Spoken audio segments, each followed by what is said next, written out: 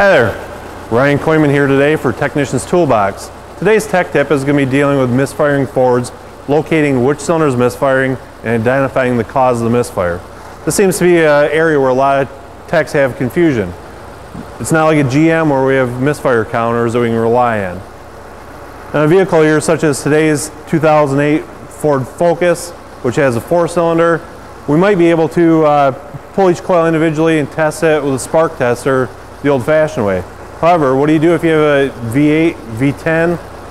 You're not going to spend all day pulling coils and testing them individually. So that's where I have some great tech tips for you here that can be done no problem by any technician. First off, we're going to start out using the Ford factory scan tool here. If a user is fortunate enough to have this IDS, it gives us a great feature here to use called Power Balance. I'm going to pull up the Power Balance screen. Now it's going to identify the firing order and give me a chart here indicating which cylinder has a low contribution. And as we can see here from the chart, it's cylinder number 2.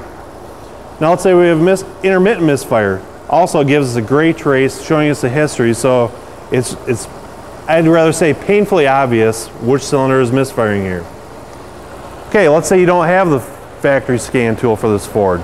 We can use any generic scan tool, go into the mode 6 function of that scan tool and identify misfires as well. Typically on today's newer vehicles it's going to be TID 53. On some older vehicles it may be TID 51. However, the key element is each cylinder is going to be individually identified. So my tip to you is go in, look for TIDs 51 or 53 and look for the SIDs 1 through 10 is going to show us where the misfire is. Here again I'm going to use the IDS, go into mode 6.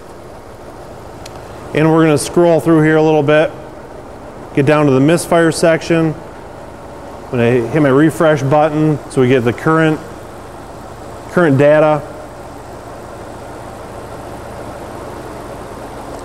And there again, mode 6 tells us cylinder number 2 misfire.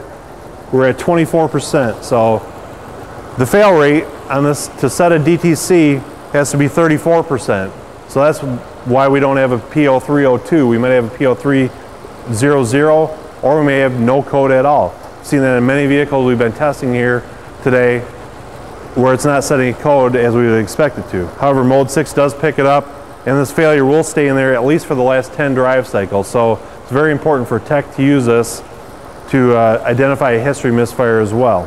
Okay, for our final testing method today, I'm using a lab scope here to watch the current amperage draw of the ignition system.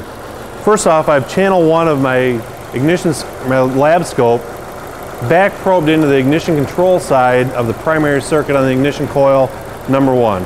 Basically all this is going to do is act as a sync, so I know exactly when number 1 cylinder fires.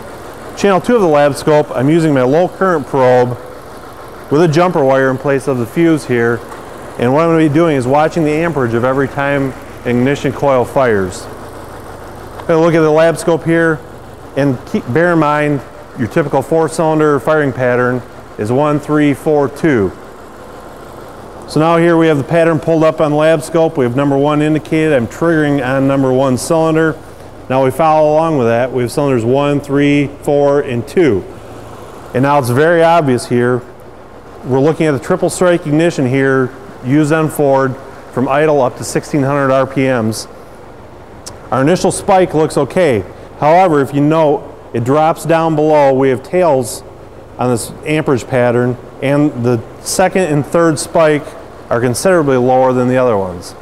This doesn't tell me exactly what's wrong, but it sure as heck highlights which cylinder the problem is at.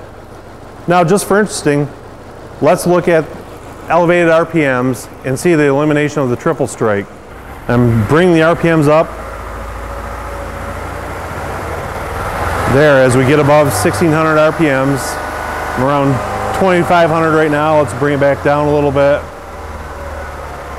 Notice how we lost that triple strike ignition. However, you still see the tail indicated in the lab scope pattern, letting us know there's definitely an issue with number 2 in the cylinder. In conclusion, and to wrap things up here with diagnosing Ford random misfire codes, we've given you several different suggestions. You could go with the old low-tech method of testing each coil individually with a spark tester.